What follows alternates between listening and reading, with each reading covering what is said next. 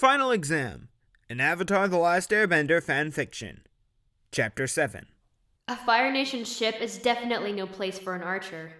Shiori watched the spectacle on the deck from what she considered a safe distance away, the small observation deck outside the control tower.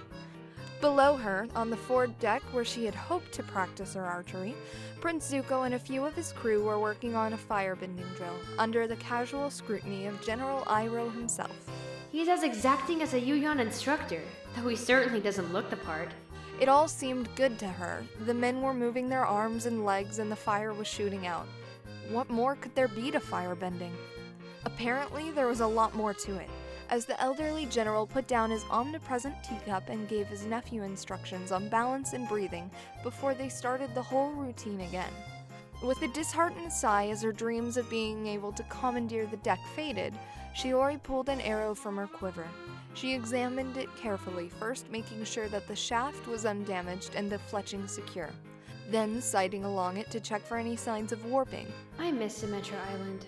It was an odd sensation. At home she had often rankled under the firm reins of her instructions that kept on her. Now she felt lost without the regimental structure controlling her day. Zuko's ship was far too small for proper training. Oh, she had managed to adapt several of her scheduled exercises, but she missed the open freedom that dry land provided. Well aware that her activities were going to be reported to Master Zoran when the trip was over, she tried hard to approximate what she would be doing at home. She ran laps around the ship until she was tired, did calisthenics until her muscles complained, and practiced scaling the control spire with the use of only a rope. Archery was the hardest thing to practice, the metal ship offering a limited number of targets. Zuko always seemed to interrupt her during her archery training too, dragging her away to tell her some trifling fact about his precious avatar, or outright questioning the extent of her abilities. Frustrating, that's what this was. And she wasn't sure how she was supposed to learn the proper attitude of a Yuyan when her surroundings practically prevented her from performing as an archer. Snorting softly to herself, she tucked her arrow under one leg and then pulled out the next for inspection. The wind gusted and then stilled as down below a one-sided argument arose. Uncle, this basic stuff isn't gonna help me best the avatar. Teach me the next set! The general's soft-spoken reply didn't reach Shiori's ears, but she could tell by Zuko's body language that he didn't like the response. He'd never make it past the first year of Yuyan training. The thought gave her a smile, but it quickly faded into a contemplative frown. She just didn't get Zuko. He had been born with all the attributes her brother had envied. He was a person of importance, a prince in the most powerful nation in the world. From the way his uncle doted on him, he obviously had the comfort familial bonds supposedly brought, and he was a firebender. He had been born with every single possible advantage one might enjoy, and yet he still seemed unsatisfied with his lot in life. While Shiori could respect the fact that he wanted to improve his skills as a bender, his obsession with capturing the avatar befuddled her. I guess some people are never happy. She tucked a few more inspected arrows under her thigh, lest the rolling of the ship caused them to escape her. She had already suffered enough questions regarding her competence without adding fuel to the fire. I suppose it doesn't matter. I will become Yuyan no matter what. If I don't die of boredom, this so-called challenge should be easy. All I have to do is work at keeping my mouth shut and obeying orders. Shouldn't be too hard. Although she reassured herself with that thought multiple times a day, part of her worried that it wouldn't be enough. Prince Zuko had requested a Yuyan for a specific reason. If she never got a chance to fulfill that purpose, there was a distinct possibility that Master Zoran would declare her test a failure. Be calm, be calm. It's only been 5 days. On deck, flashes of exchanged fire blasts once again filled the air, the prince and his uncle apparently having come to a compromise. Suddenly, Iroh jumped up from his seated position on the deck. He rushed between the combatants, skillfully fending off a fireball from one while blocking a roundhouse kick from his own nephew.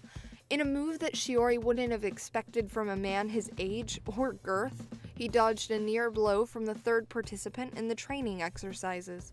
The armored man, attempting at the last moment to pull his strike, went down in an ungraceful heap.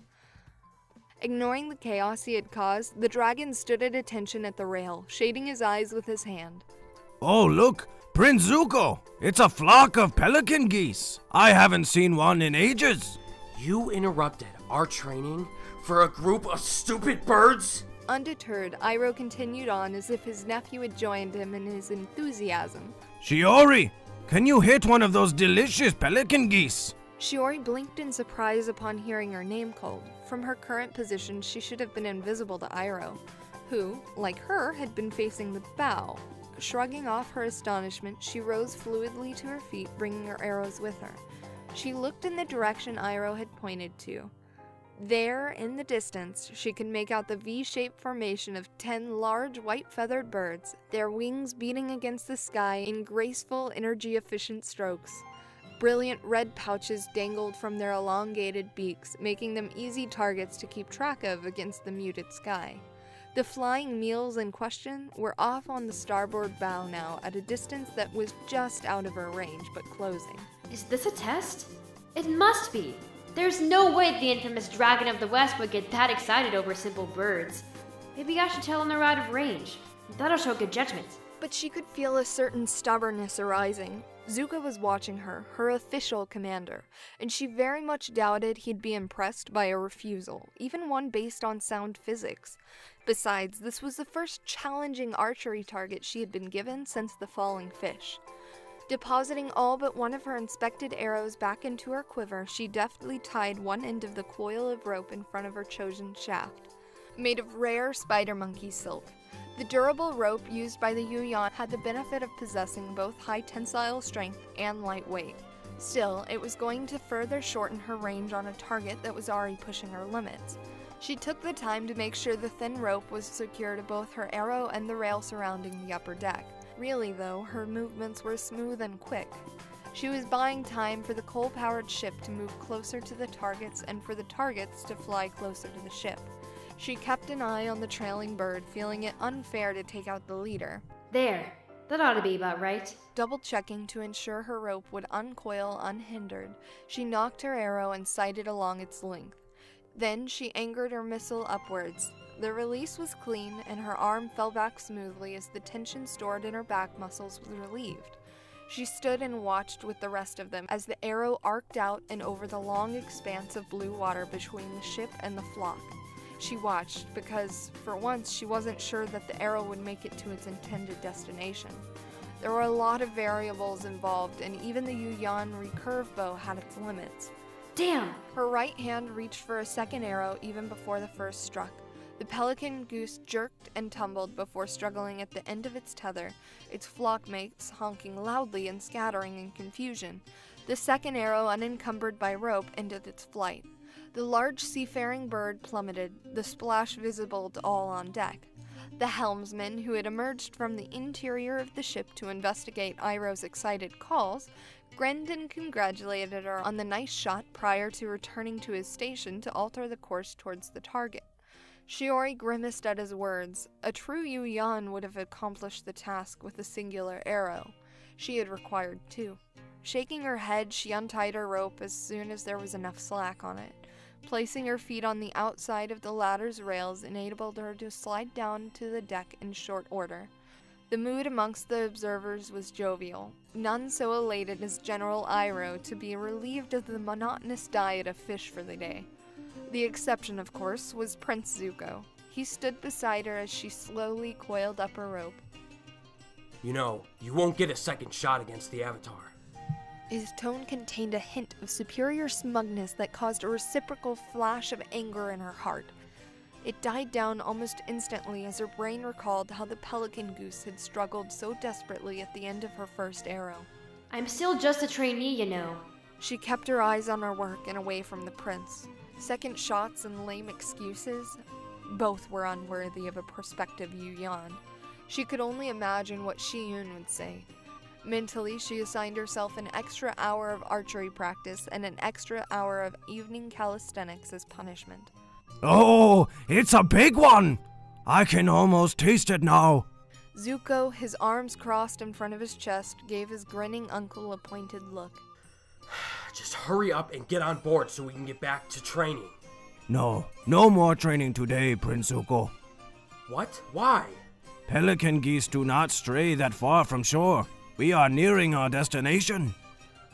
Finally. I hope you're right about this place, Uncle. Iroh spared his nephew a glance and a grin. You worry too much, nephew. These traders work the entire northwest shoreline of the Earth Kingdom. If there are any rumors of the Avatar, we will hear them in this town. The prince gave a non-committal grunt as a response. He abandoned his position at the rail to stand to one side as his uncle, perhaps recalling his general days, began giving the men detailed instructions on how to retrieve his meal. Shiori also quickly retreated as the men snapped to, although she still held on to her rope. Zuko glanced at the red headband-wearing girl, then away. He wasn't going to admit to Miss Naturally Gifted, but the shot she had made was impressive. She had at least as much range as the Yuyan who had nailed him outside of Colonel Shiloh's fortress. He unconsciously rubbed his head at the memory. Having been on the receiving end of a blunted Yuyan arrow once, it was not a fate he'd wish on many people. The Avatar and his interfering friends were notable exceptions. And while he was thinking about range, wasn't the entire northwest coastline of the Earth Kingdom a bit much for normal traders? Uncle, what kind of traders did you say these were? Even when distracted by the prospect of a delectable meal, the old man didn't miss a beat. I didn't, Prince Zuko, but I guess you could call them freelance traders. Zuko watched as the large white bird was hauled onto the deck by way of a cargo net. The cook had been summoned forth. He and Iroh were having a spirited discussion about which sauce would best accentuate the subtle flavors of the bird's meat. The young archer slipped in to retrieve her arrows only 2 inches apart from the limp body. Most of the small crew had made a quick appearance on deck by now. They were disciplined enough to only take a brief peek before swiftly returning to their duties. All eyes turned to Zuko, though, when he suddenly put 2 and 2 together. Wait a minute. Freelance seafaring traders with an unusually large range? Uncle, you're taking us to an island of pirates? Final Exam was written by Magnusrae. Avatar: The Last Airbender is owned by Nickelodeon, Michael Dante DiMartino, and Brian Konietzko. The narrator for this story is Samantha White. The voice of Shiori is Drew Hill. The voice of Zuko is DCODE. The voice of Iroh is Jake Mate. Thank you for listening, and we'll see you next week.